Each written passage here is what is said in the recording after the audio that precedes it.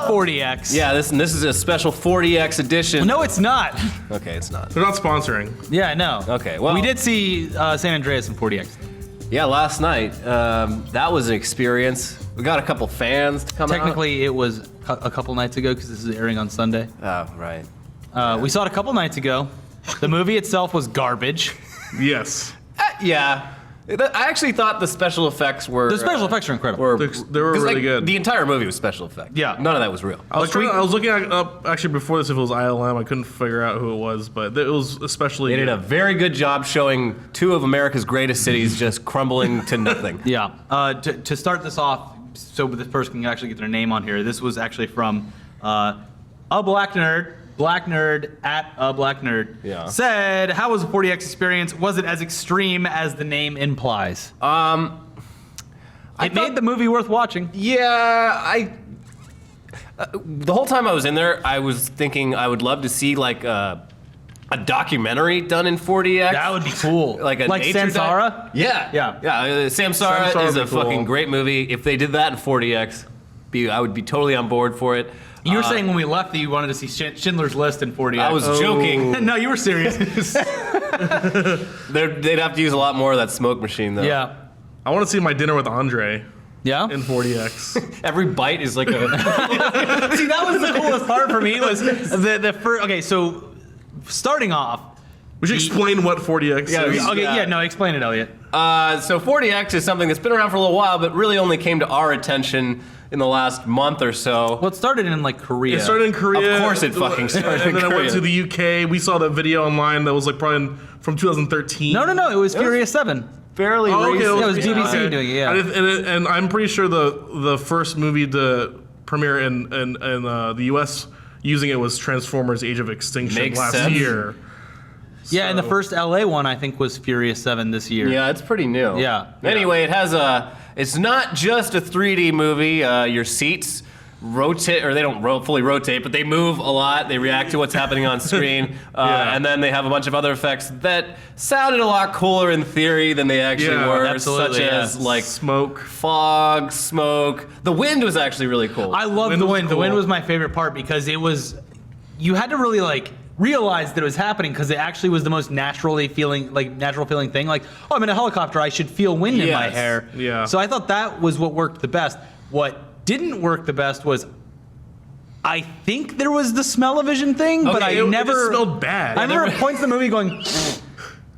There was one smell they used. Burning? It was supposed to be smoke, I think, but it just smelled like old batteries. Yeah. Yeah. Like, it was not Nailed it on the head. a very good attempt. And I think the other fail for me was the smoke machines that like were only attached to either side of the Yeah. screen.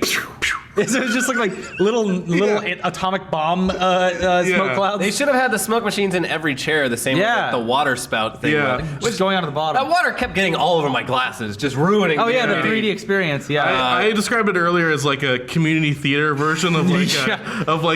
I don't know, like a there's Universal Studios stunt show. There's or two something. guys sitting on the side, Yeah. just like holding like Yeah, planks of wood, moving it around. That's what I thought. It felt like it was just a guy with like a smoke machine. Yep. Like, Yeah. Yeah. There was some strobe lights.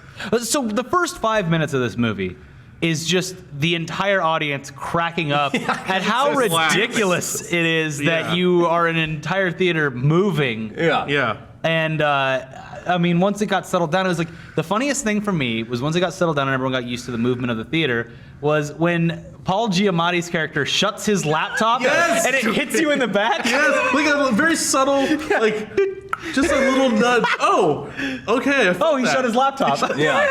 There was a lot of little moments like that where I wasn't sure if it was the movie or like someone in our row just like stomping their foot too Yeah. much. During Every tense- door shutting. Yeah. Yeah. During the really tense scenes, there was like a heartbeat effect that was like that one. I was like, is someone just like swinging their feet and Yeah. like hitting the ground, or is this part of the movie? Surprisingly, they only used a little thing on your feet like once where it like tickles your feet. I didn't even notice that. I didn't notice that What at part all. was that? I forget what part it was. I think someone was just tickling your feet. It was the dude. tickle scene. Yeah, the part where the rock goes around tickling people's feet. Gucci goo. Everyone has a little time to cut loose during a natural disaster, guys. Overall, movie was terrible though. Yeah. It was fun to watch. It's a great thing to like if you just want to watch 2 hours of buildings being destroyed, then it's fine. I have a question for you guys. Do you, because this is my opinion. Do you guys think the Underrock was underutilized and miscast in this film? He didn't do any action stuff. Other than that scene at the end where he, was just using his, I mean, who cares? using Spoil it. strength to save people, which is the point of the movie. I'm not spoiling anything. Yeah. That was only like a Rock moment, but I feel like you cast the Rock for a Furious movie. Like he's just so perfectly cast in the Furious movies. He's perfectly cast in Well, but Pain this and is a Gain. movie. This is a movie that is made to attract.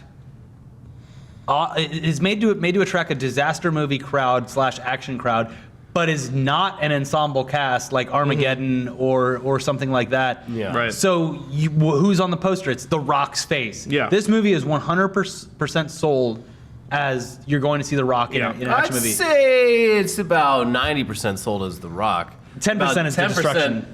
Alexandra Daddario. She's fantastic. in the movie. Maybe she gets a little wet. Who knows? And Her star meter is going up. Maybe for she sure. has to take off one of her shirts to treat someone's wound. The best part of the movie is that she is the real hero because she is, saves these bumbling British kids. Basically, they're just like we're from England. We have no idea how to do anything. Just because you're in an earthquake doesn't mean you don't have like normal survival skills. Although he did save, there was the guy who. That was clever. Yeah. But Found the rest of the thing. movie is kind of her taking It charge. is her knowing. Because the Rock's just in the middle of California. Yeah, he really doesn't Yeah. do. He wastes hours, so much time. Precious hours. Okay, this is in the trailer. The only person he saves in Los Angeles is his wife. Yeah. And then he's like, well, see ya, LA. And we go up to San flies Francisco. a helicopter, attempts to fly a helicopter all the way to San Francisco, which, the rescue choppers, they might max out. I'm just shooting in the dark here. I would say 175 miles an hour, 200 miles an hour, maybe maxing out, and I'm just completely guessing. But, I mean, that's going to take hours to get there. Yeah. Well, he gets all the way to Bakersfield. Which isn't even that far. And just pretty like short. any trip up the coast, once you hit Bakersfield, everything just goes straight to. I love my favorite part in this whole podcast is gonna be a review of the movie San Andreas. My favorite part is when they get to Bakersfield, they just make it look like a hellscape. Just like They didn't need to. That's the only part of the movie that would require no CG. That was just a normal day in Bakersfield. People are stealing TVs and trucks, and there's just massive holes in the ground. And everyone's sad. Yeah, that was great. But yeah, the whole overall, it's I'd say go see it, but if you watch the trailer, you've seen it all. Yeah. I mean, The tsunami's cool. Yeah, I didn't know there would be a tsunami, but it makes sense because Even though the seismologist came out and said that would be impossible for a San Andreas quake to cause a tsunami. Oh yeah.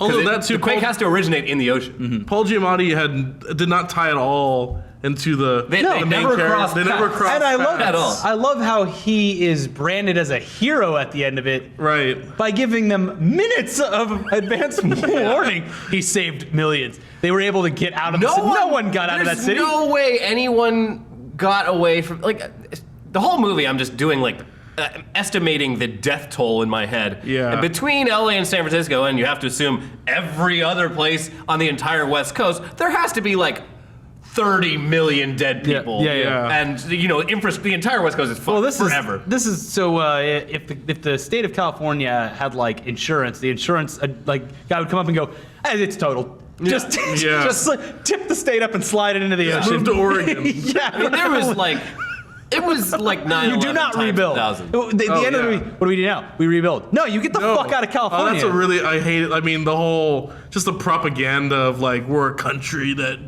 we're made for stuff the like magic flag that showed up. Oh, God. I wanted to. I felt Everyone really in bad. if you see this overseas, they're just gonna be like, that's it.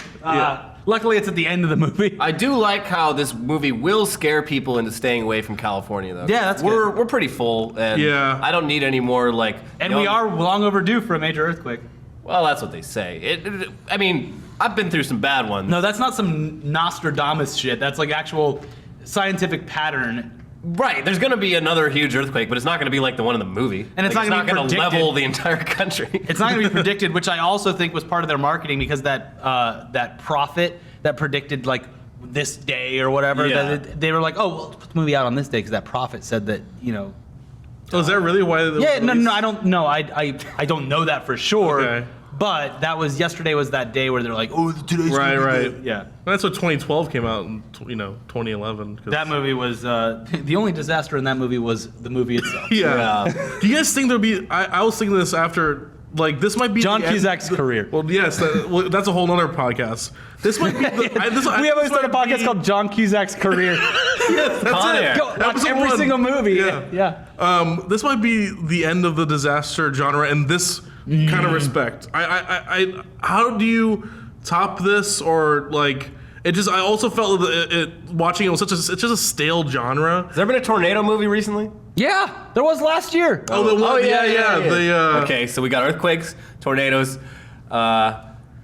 Well, we got to do like the. There was. Well, this tsunami movie's in not one, tracking. too. I don't think it's going to do very well. I don't think so either. I can't imagine there being. It's all going to move to sci-fi because that's more fun and it's less like you're less morally held to a. Because you really did not care about anyone dying. In this No, entire neither movie. did any of the characters. And I honestly, when agree, when yeah. people were in peril, you were cheering. Yeah. Even the first scene. Well, that one guy.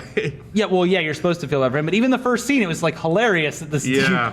Yeah. Yeah, every time. But like, it also might have been the chairs rocking us around. It was just every scene where clearly like tens of thousands of people are killed in an instant, they always would focus on the one character that like yeah, that guy sucks, kill him. And then you're like, oh fuck, that entire Golden Gate Bridge just fell into the ocean. Yeah. They're all That was dead. the funniest, like, stark contrast ever, where the guy who you're not supposed to like in this movie finally gets killed, which I maintain he is not a villain. He is just a just a normal person coward. who made a, he's just a coward. Yeah, Yeah. oh, I'm sorry, I wasn't raised by like super firefighters. But that's this Yeah. movie's trying to. This movie is really pushing down your throat. We are a country of heroes. Yeah. The Rock is the definitive. But he's not a American. hero. He's a fucking maniac. He's the villain. Yeah, He's no, putting people's lives at risk the entire. The first scene, they're like, we can't fit into this crevice to save this girl out of the car. He's like, So he risks the lives of 7 people. we're gonna tip the hat. He does this ridiculous helicopter move where he like wedges it in at an angle into like this canyon that doesn't make sense. He It's almost like, kills everyone on board. There's a film crew filming him. He's Yeah. like, I'm gonna put everyone's lives at risk. So to do this thing, he could have just dropped the grappling hook from above the canyon. Those things have got to be pretty long. I'm not going to question the Rock's plan. I mean, It wasn't the Rock's plan. Also, by the way, if you guys get past these plastic barriers, you're fine. If the Hoover Dam goes down, get past the barriers. He's like 3 feet away from him, and it's like, whoops. I'm sorry that we're spoiling this whole movie, but you're not going to see it anyway. you're not going to see this movie. Yeah. No. Well, Let's get into some other I questions. think we've said enough. Jay, starting with the top one there. All right, well, JDex13 asks, what was the craziest party you've ever been to? And on a scale of 1 to Lindsay Lohan, how fucked up were you? Is everyone Who wants looking to at start me? this one? I feel like you probably have the coolest answer to this. I mean, there's been tons of them, but I think the craziest one that was involved specifically for me was my birthday when I was turning 29, where me and Brett had it at our old that was a house. great party. It was literally like Project X. We Well- rented, without like the fires and stuff. Yeah. So we rented music equipment that was way too loud. We got gigantic speakers and DJ setups. We had a bounce castle. We had kiddie pool? a kiddie pool. We had 2 kiddie pools. Yeah. We had like 4 kegs throughout the night. We had the things that you hit, piñatas. Oh, yeah. It was so big. It was so big that there were party buses and cabs waiting out in front of the house to take people away from it. There was no parking on the street. There was Max Landis crashed it. Oh, yeah. Yeah. High That's schoolers. when you know it's a LA party. High schoolers were crashing the party. It was absolutely insane. One of my friends attempted to jump off the roof of the 2-story house into the bounce castle. Wow. Yeah, that'd be dumb. At about 4 a.m, after multiple police showing up and our landlord saying he was going to kick us out, people were sleeping in the bounce castle, and I just unplugged it, and it just folded in on them, and they all finally left. It was just debaucherous. There was puke everywhere. Someone that we know pissed in the living room and pissed his pants. Yeah. And it was just nuts. And we had like everyone was DJing. Yeah, I it was did a like, DJ set. Apparently, you could hear it from 4 blocks away. Good. Yeah. Yeah. Wow. I did a DJ set, but I just pre-recorded it and then put a blow-up doll with a fake beard and a sweatshirt and fake glasses. Yeah. Just like up against the laptop. And that was my DJ set. It was great. It was a good party. Yeah. When I was in college, my senior year, me and like 3 other dudes lived in this house and just would throw parties constantly. Our neighbors hated us. We did like a lot of themed ones. They all kind of blur together. Like, college theme parties. There was like a short shorts. We never did a toga one. We did like a short shorts party or like What is that party? a mustache party where everyone had mustache. Just stupid themes. Way too simple. Yeah. Well, we didn't want to try that hard, and those got very out of hand a lot. But nothing crazy. Just a lot of like talking to the cops, like nearly blackout drunk and like knowing when they were trying to trick me. They're like, hey, why don't you come talk to me on the sidewalk? I'm like, no, because that's public, and I'm drunk. I'm going to talk to you right here. And then it kind of turned into too debaucherous at a party where I was thankfully out of town at, but one of my roommates threw a lingerie party, and he worked at a restaurant and just invited a bunch of like high school aged coworkers to this party. Oh, there's customers. Hey, here's your bill, and also here's a party invite. So I was out of town that week, and I was like, wait. So a bunch of high school aged chicks showed up in lingerie at our college house. I don't feel. And what was your that. roommate's full name, date of birth, and social security number? I'll never tell. Right. He did refer to himself as Danger, though. Oh, great. Sounds great. Danger, nice. Yeah. How about you, Maddie? Mine's kind of like a work party, so I'm gonna not use many names. So Maddie's LinkedIn is linked. I don't have a LinkedIn, Okay, and they should stop emailing me also because I don't want those. My first job out here was I was a personal assistant to a showrunner to a show that will not be named, and he loved to party, and so I guess it was just like this was actually just not one party, but just common. Just he would have he had a house in not Torrance. What's the city in the valley? Tarzana. Oh yeah. That his wife didn't really know about. Oh great. That we would work at during the weekends. And at this house there was a stripper pole. There was a pool. We had a stripper pole at my party, and then porn star broke it. Yeah, porn star broke the pole. Wow. Yeah. No one broke the stripper pole, but yeah, he would just and he had a ton of rapper friends. Mm-hmm. So he would just be. It was like their secret getaway from like their wives. Their man cave, but it was a whole house. And I was his personal assistant, so I would basically spend $500 at Ralph's buying barbecue stuff. And then someone would show up and be like, can you go get me Church's chicken? Yeah. And I would go get Church's chicken. Someone would show up, can you give me Korean barbecue? I'll go get Korean barbecue. Like, I would just get all this food. So I wasn't like, this isn't a party I attended. I was like the bus boy, the runner. Concierge. And I just observed, but there were some, and then the next morning I would have to come and help clean up, and they would just be like strippers, like, like sleeping near the pool and everything. Actually, and I know for sure, I think we've both been, but if you've ever heard about like underground parties in big cities, God, those really exist, and they are so.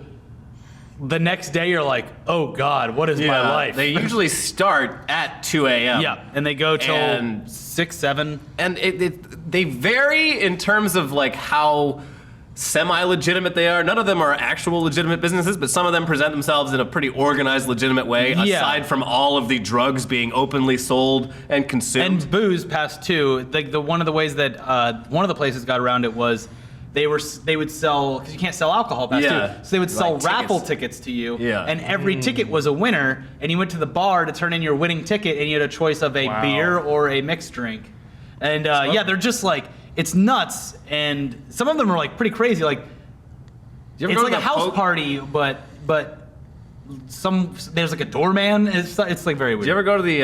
It's been shut down since, but that underground poker club in Hollywood. Yeah, that place was fucking. That was the worst one. Yeah, that was the skeeziest, nastiest place ever. It was near like Amoeba, right? It was down the street on Sunset, wasn't it? I don't remember. It was like run by this old Asian lady who would just like. She was terrifying. Just no nonsense. You'd have to go through like 3 doors to get in. Yeah.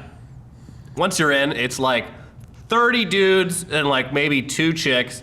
They ask you if you want to gamble, and they have a fucking gambling den upstairs. I would never trust it. You get murdered if you. Literally, half the people in there are there just to sell cocaine to the other half of the people there. Yeah. And like they get in arguments with each other, trying to undercut each other's prices. God. It was not fun. I was not. The people I was with were just like, ha, this is ridiculous. I'm like, I don't want to be here. You get to the point where you're just like, why am I here? Yeah. This is insane.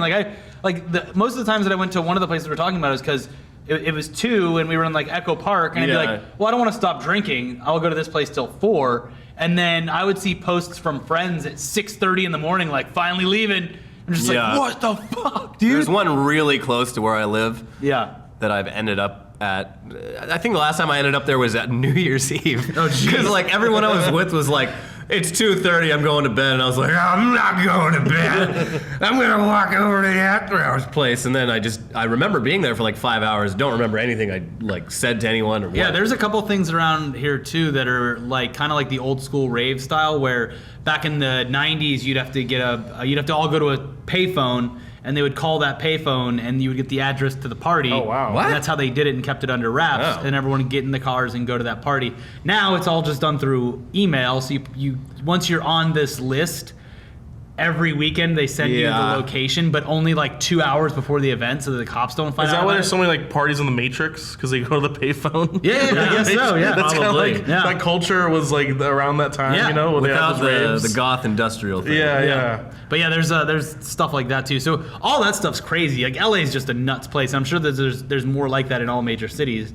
But I only know about it from here because I live here. I think the entertainment industry just like ups the ante too. That- Just, yeah. You know, and from my experience, just from Also, I you know, haven't done it in probably over a year. Yeah. Is the last time I went to an after hours place, and it's just because dude, you can't do it forever for No, sure. it ruins your Sunday. Yeah. I've never been to one of these, but I know you have. But like YouTuber parties, I've been to a couple of those. I hear those are just weird and They are. I mean, kind of lame actually. It's very high school at those things because you walk up. Because I remember walking up to high school and everyone was in their little cliques, their little circles that they're all standing in, like at lunch or in the morning or whatever.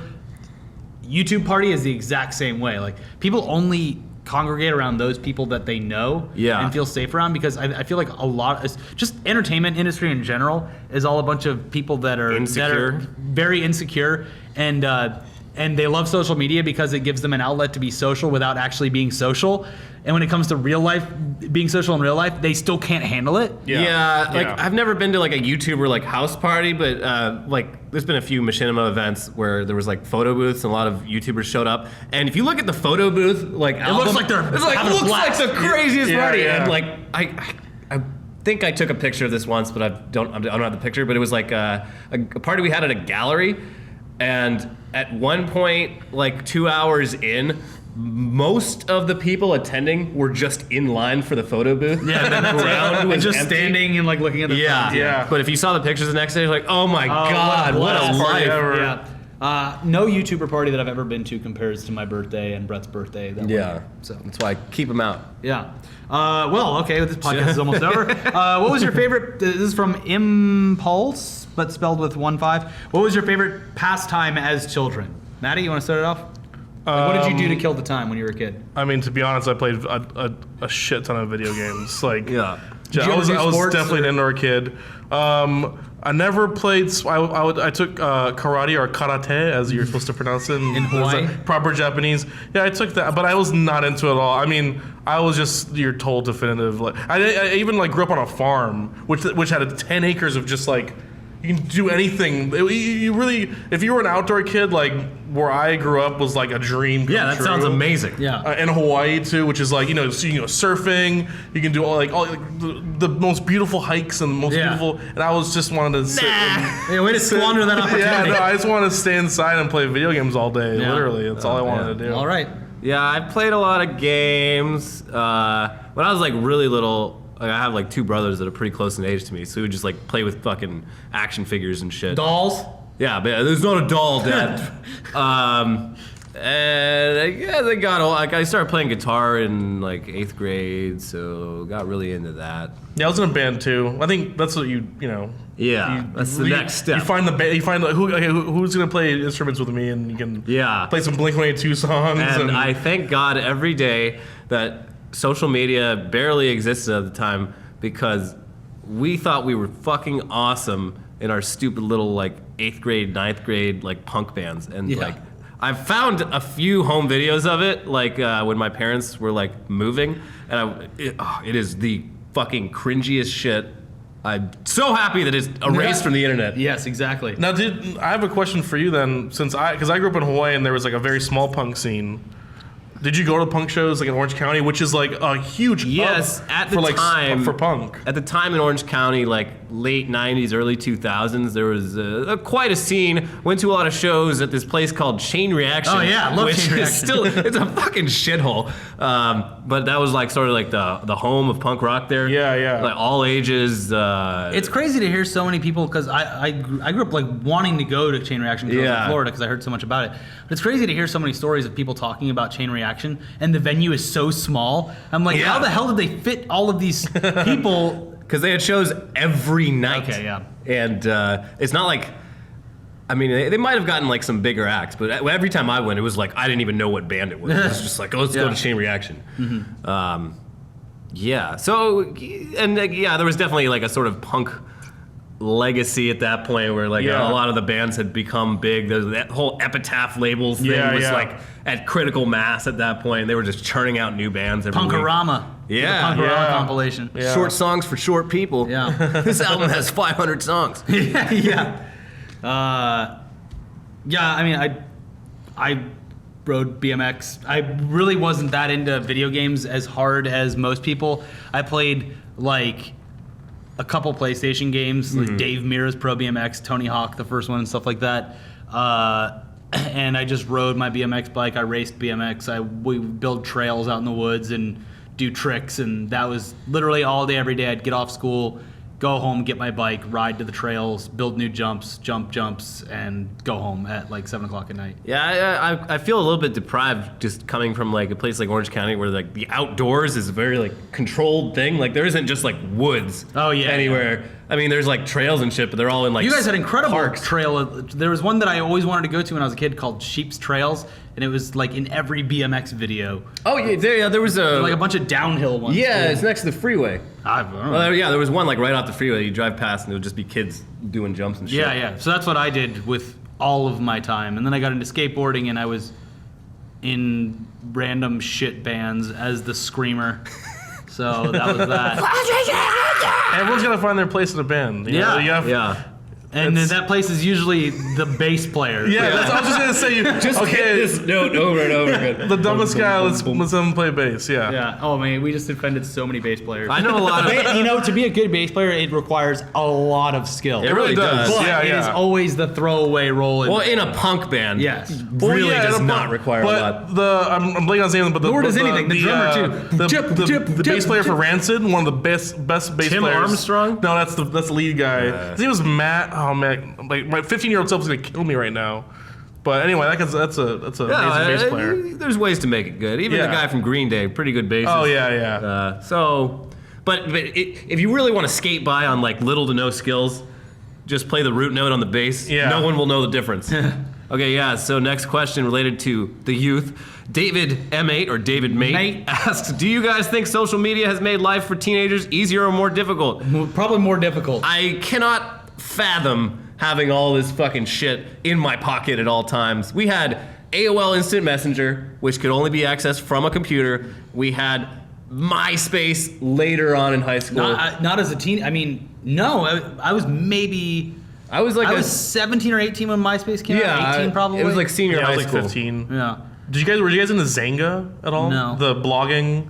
I had a I was live on journal. LiveJournal. Yeah, I think there was a few, but yeah, that was big. You know, to like blog every day. Like, here's the band of the day, and like You know what's a yeah, site that I forget about and then remember every couple of years and just cringe at the very thought?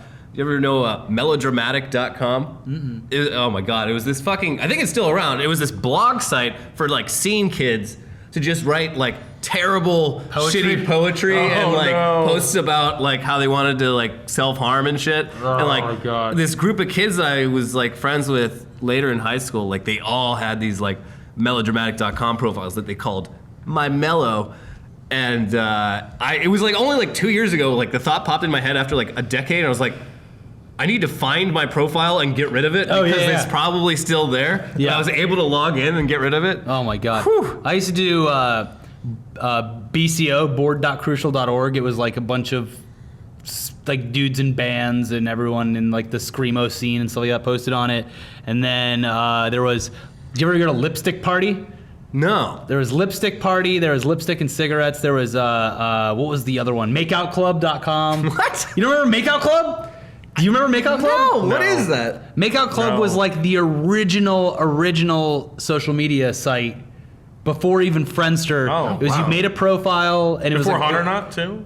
It was around the same time as Hot or Not. Yeah. And it was like scene kids, hardcore kids, metal kids. Okay. And it was called Makeout Club, and it was like one of the first social networks ever. Wow. And then Lipstick Party came after that, and then Friendster was after that. Yeah. There was a time where there was just all of a sudden a bunch of early social networks at once. But they were all hyper specific to your Yeah. like style of Which I think is happening. It's like now that's coming back. They're becoming more niche again. maybe. In a sense, I mean, Twitter and Facebook obviously is going to Yeah. be huge, but I mean, I can't think of any examples. But Pinterest? I feel No, but those I are like feel like wide. it's easier to find your niche now. You know, Maybe nowadays. within, yeah. Especially on Reddit. I mean, that's Yeah, the yeah, best it's example. the subreddits that Subreddits use it, yeah. are like basically have taken over those separate websites. I That's feel. like anonymous social networks. Everything that's getting popular now, I think, revolves around the idea of not having all of your information Yeah. broadcast to the world, like Mark Zuckerberg wants us so badly to do. Yeah. Like Snapchat, it's like very much based around who you want to see what you have. Yeah. Reddit's just completely anonymous. 4chan's anonymous. Even Instagram is just a photo. You know, it's Yeah. not your family tied to that. I wouldn't stuff. even consider Instagram. I mean, it is a social network, but it barely is. Yeah. Yeah. Like No, you can't it's have a stripped down. conversation on there. But yeah, I think Yeah, no, not really. I think if we had Twitter back when I was 15, 16, I would have gone back by now and just deleted half of the shit that I ever tweeted, or just deleted the account and started over. Everything. Probably, yeah. I used to like even just on my AIM account, which I talked to my classmates with. Yeah. Like, you could do like your away message Oh, or yeah. whatever, and I Yeah. would The just, icons? and then you had like a profile as well. Yeah. I would just write the fucking most just emo like just cringy shit on those. Yeah. I spent God. so much time trying to draw nautical stars, man. Just all over my all over my lyrics sheets that I was writing that were all the worst things that would cringe so hard if I found Yeah. them again. But yeah, I can't imagine. I mean, I'm sure that it's useful in a lot of ways, but it's just got to be so self-destructive because you're just so hormonal and emotional Yeah. too that like, and now the whole world can see that, and all of your classmates can see it. Like I remember being like, there was. I would say the majority of the people in my high school weren't as connected as me and my friends were as far as the internet goes. Like, rarely log on to AOL. Yeah. Rarely do this, because it was a nerd thing to do kind of Yeah. back then. You had Like, to have broadband, even when I was in high school, wasn't, like, not everyone had broadband Yeah. internet. But, like, Yeah. that's not, Wi-Fi didn't exist yeah. when we're in high Holy school. shit. Yeah. So yeah, it was, I mean, most of my time on the internet coming out of high school was spent burning CDs. Yeah. Guys, wait, don't Napster. leave me. I gotta burn this CD. I was the guy who burned CDs for people. That's how I became People gave friends me with people. money to burn CDs. yeah, I would burn. $20 for a burned CD. Someone paid me $20. What? To burn what CD? Just like, here's a list of songs. Download these for me because I don't have fast internet and I don't have a CD burner. Damn, I did that for free. I did that. I always felt like such a piece of shit too. I was just Yeah. like, I did not earn this. Dude, I used to have a whole one of those giant CD books filled Oh, with yeah. VCD movies. Oh, yeah, yeah. Like just like what would we look back on as the lowest quality you Yeah, could ever worse than imagine. But DVD. yeah. 720 by 480. Yeah, and I had a book full of them, just completely full of them. Yeah. It's like it was my pastime to fuck. That was my pastime. Piracy. Was piracy. Yeah, same. I mean, Audio Galaxy. I spent and a Napster, lot yeah. of time illegally downloading shit. My favorite place to download from when I was growing up was called SoulSeek. Yes, You SoulSeek guys was ever- great. SoulSeek was great Yeah. because people would put directories on their profile, and you would open it up, and you would through friends would be like, hey, this guy so and so has a great, at this time it would be like hardcore or screamo directory, and you'd go in there and you'd see these band names that you'd never heard of, and it's like, well, I'll just download that and listen to it, and that's how I discovered music. Yeah. Napster has something, it was not as good, but yeah, you can click on someone's name and I would just download what they download. Yeah. If I download a NoFX album and be like, oh, he likes also this. likes... Yeah, I discovered Thursday, that band Thursday, the full, like before even Full Collapse came out, I discovered them on Napster because some guy that I was leeching other screamo songs off of had this new pre-release album on there. And like that CD blew my mind. So my freshman year of college, when I was living in the dorms. Blew my very young mind. I was living in the dorms, and like everyone, like iTunes was pretty new, so everyone was keeping their music in iTunes. And there was this thing where you installed like an extension into your iTunes, and anyone else who was on the same network as you could see and download the music. So I within the first week of college, I had downloaded like 60 gigs worth of music and just like spent the entire rest of the year just going through all of it. Yeah, it was bad. Those were the days. Those were the days. And now just spend $10 on Spotify every month, and you can do everything great. We just said. I am so happy with my $10 a month thing. And that to me, and maybe it seems expensive for people that haven't grown up in the technologically non-advanced world that we grew up in. Even though, I mean, you could say that about every generation, but it's a steal. $10 a month for any song you want to listen to is disturbingly low. CDs, when we were young, costed $15 or 20 sometimes, like for new releases. And that was not a great time for like artists making solid like albums. Like most artists were making a couple singles and then just filling the rest of it with shit. You never knew until you bought the damn thing. Right. You listen to the preview at like FYE or Camelot Music, like on the thing. You had to like wait to see which CD was going to be playing on the sampler. But yeah, that was also the thing too, is what I think I appreciate more about that is the fact that music wasn't so easily consumable. So when you did buy that, for example, I bought and played the shit out of the Tool record when I was in middle school. That was the only record I listened to for months because it was one of like 3 CDs that I had bought in that time period. And last but not least, A Bowl of Soup asks, we had a lot more and we'll get to them very shortly whenever we do another one of these. If you had 365 days to eat a full wooden door, how would you go about doing that? I don't think that would be that hard, honestly. It's a lot of days. You have a whole year, though. Like, I would put it through a wood chipper, make wood chips out of it, and then put it in a blender and make wood dust out of it. And then I would just, like... Get peanut butter? Yeah, just pour some milk in a bowl and just eat the wood dust. I'd go to a doctor and see what was the like safest way to do it. If you make it into dust, it's probably safe. Just don't breathe it.